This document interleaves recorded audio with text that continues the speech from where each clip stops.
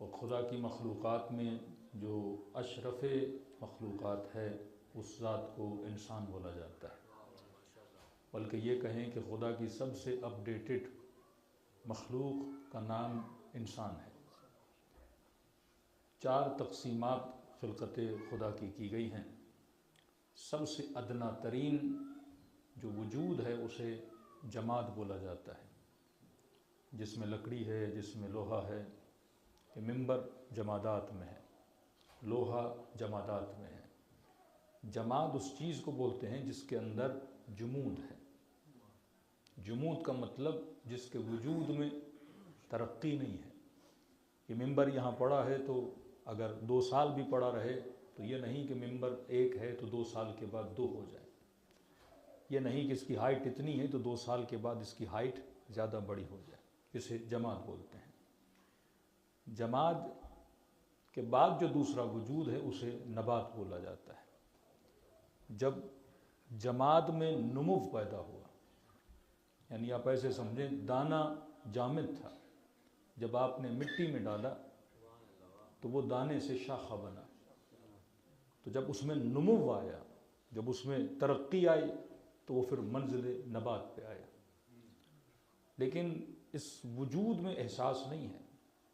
آپ درخت کو کاٹو گے چیخے گا نہیں، پیاس لگے گی بولے گا نہیں، بھوک لگے گی آواز نہیں دے گا، ایک جگہ سے دوسری جگہ پہ ٹریول نہیں کر سکتا۔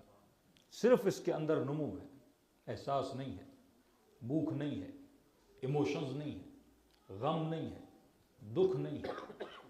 جب وہ نمو کی منزل سے آگے بڑھا اور اس کے اندر جب احساس پیدا ہوا تو یہ منزل حیوان پہ آ گیا۔ اب اس کے اندر غصہ بھی ہے، اب اس کے اندر شہوت بھی ہے، اب اس کے اندر جذبات بھی ہیں، تو یہ منزل حیوان پر آیا۔ جب حیوانی منزل سے ترقی کر گیا تو تب جا کے وہ منزل انسان پر آیا، اور انسان تب بنا جب خدا نے کہا وَنَفَخْتُ مِن رُوحِي، جب اس نے اپنے وجود کا نفخہ اس جسد حیوانی کے اندر پھونک دیا تو کہا کہ اب یہ اشرف مخلوقات بھی ہے، اور اس پھونک کے بعد خدا نے کہا کہ میں بہترین بنانے والا ہوں۔ جس نے جسد حیوانی کو اتنا عزیز بنا دیا، عظیم بنا دیا، تو انسان کی قیمت بنی اس روح کی وجہ سے۔ ورنہ آپ اپنے بچوں کو بتا سکتے ہو گھوڑا بھی چلتا ہے، کھاتا ہے، پیتا ہے، سوتا ہے، اٹھتا ہے، شہوت کمال بشر نہیں، کھانا پینا کمال بشر نہیں، بچے پیدا کرنا کمال بشر نہیں۔ کمال بشر یہ ہے کہ وجود انسان میں روح پروردگار عالم ہے، نفخہ الہی ہے۔ تبھی عبادت جانور پہ واجب نہیں، عبادت انسان پر واجب ہے، کیونکہ شکر انسان نے کرنا ہے جس نے سرحد حیوانیت سے نکال کر سرحد انسانیت میں داخل کر دیا۔ تبھی کہا کہ پوری کائنات گویا تجھے سجدہ ریز ہے۔ کہ آدم کو سجدہ کون کر رہے ہیں؟ ملائک کر رہے ہیں۔ کہ مطلب پوری کائنات کس کی خدمت میں لگی ہوئی ہے؟ انسان کی خدمت میں لگی ہوئی ہے۔ یہ دانہ زمین میں ڈالتے ہو 100 دانوں میں بدل جاتا ہے، کس کے لیے؟ انسان کے لیے۔ سمندروں کا کھارا پانی، نمکین پانی، ایسا سلسلہ خدا نے بنایا نظام شمسی کہ ہوائیں چلتی ہیں۔ کبھی سوچا کرو کہ سمندر کا پانی نمکین ہے، اور جب پانی میں نمک ہو تو وزنی ہوتا ہے۔ اس کو اٹھانے کے لیے خدا نے سورج کی روشنی ڈالی تاکہ پانی نمک سے الگ ہو کے بھاپ بن کے اوپر جائے، پھر بادل اسے لے جائیں پروسیس میں ڈالیں، ڈالنے کے بعد اسے میٹھا بنا کے زمین پہ اتاریں، جس سے زمینوں کی آبیاری ہو جائے کہ یہ پانی میٹھا ہو اور انسان کے کام آ جائے۔ تو گویا پورا نظام ہستی کس کی خدمت میں لگا ہے؟ انسان کی خدمت میں لگا ہے۔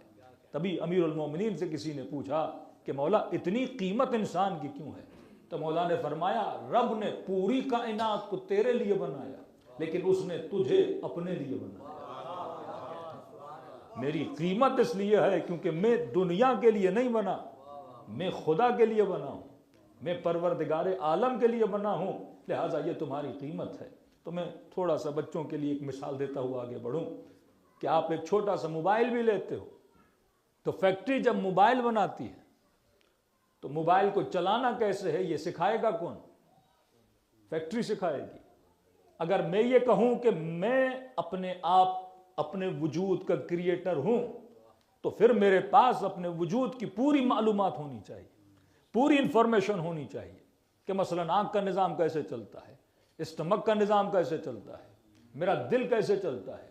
حالانکہ انسان کمپلیٹلی نادان ہے اپنے جسم کے حوالے سے، نہ اسے اپنے برین کا پتہ ہے، نہ اسے اپنے جسم کا پتہ ہے۔ لہٰذا سالوں سال ڈاکٹرز پڑھتے ہیں کہ صرف آنکھ کی معلومات کے لیے زندگی کم پڑ جاتی ہے، برین کے نالج کے لیے زندگی کم پڑ جاتی ہے، کیونکہ انسان اگر اپنے آپ کریٹر ہوتا تو انسان کے پاس جسم کی کیا ہوتی؟ نالج ہوتی۔ انجینئر ہے تو اسے گھر کی نالج ہے، ڈاکٹر ہے تو بدن کی نالج ہے۔ تو اگر میں نے بدن بنایا ہے تو میرے پاس بدن کی نالج ہونی چاہیے۔ تو کمپنی اگر موبائل بناتی ہے تو اس کے پاس نالج ہے کہ یہ موبائل آن کیسے ہوگا، یہ موبائل آف کیسے ہوگا، والیوم اپ کہاں سے ہوگا، والیوم ڈاؤن کہاں سے ہوگا۔ ہاں میں خریدار ضرور ہوں، اب مالک تو بن گیا لیکن میرے پاس معلومات نہیں ہے۔ میں یہ نہیں کہہ سکتا کہ موبائل میں نے خریدا ہے اب جہاں سے چاہوں آن کر دوں، تو کمپنی کہے گی ہے تیرا، لیکن آن وہیں سے ہوگا جہاں میں نے سسٹم رکھا ہوا ہے، آف بھی وہیں سے ہوگا جہاں میں نے سسٹم رکھا ہوا ہے۔ تو اب یہ ضرورت مجھے سیکھنے کی ہے کہ موبائل چلانا کیسے ہے، اور سکھانا کس نے ہے؟ کمپنی نے سکھانا ہے، کیونکہ کمپنی اس کی کریٹر ہے۔ لہٰذا بڑی سے بڑی پروڈکٹ بھی آپ لیتے ہیں اس کے سائڈ میں گائیڈ بک ضرور ہوتی ہے۔ یہ ممکن نہیں کہ آپ ٹی وی لے کر آ جاؤ، کوئی مشین لے کر آ جاؤ، واشنگ مشین لے لو، کوئی بھی چیز آپ لے لیتے ہیں اس کے ساتھ ایک چھوٹا سا پیپر ہوتا ہے جسے گائیڈ بک کہا جاتا ہے، یا چھوٹی سی فائل ہوتی ہے موبائل کے اندر کہ آپ نے اس کو چلانا کیسے ہے۔ تو لہٰذا کمپنی کی ذمہ داری ہے کہ اپنے پروڈکٹ کی گائیڈ لائن دے کہ میں نے اسے چلانا کیسے ہے۔ تو عقل یہ کیسے مان لے کہ چھوٹا سا پروڈکٹ کمپنی بنائے، وہ گائیڈ لائن دے، اور خدا اتنا بڑا پروڈکٹ بنائے، اتنا بڑا بشر بنا دے اور ہمیں کہہ دے کہ میں کوئی گائیڈ لائن نہیں دوں گا، تو جانے تیرا کام جانے۔ یہ تو وہی عقیدہ مسلمانوں کا ہوا، اتنی محنتیں کر کے دین اسلام رسول دے اور آخر میں کہے تم جانو اور تمہارا کام جانے، اپنے آپس میں ہی کسی کو چن لو۔ تو یہ سوچ تھی، اس کا نتیجہ آج کا مسلمان ہے۔ لیکن اگر سوچ وہ تھی کہ گائیڈ لائن کون دے گا؟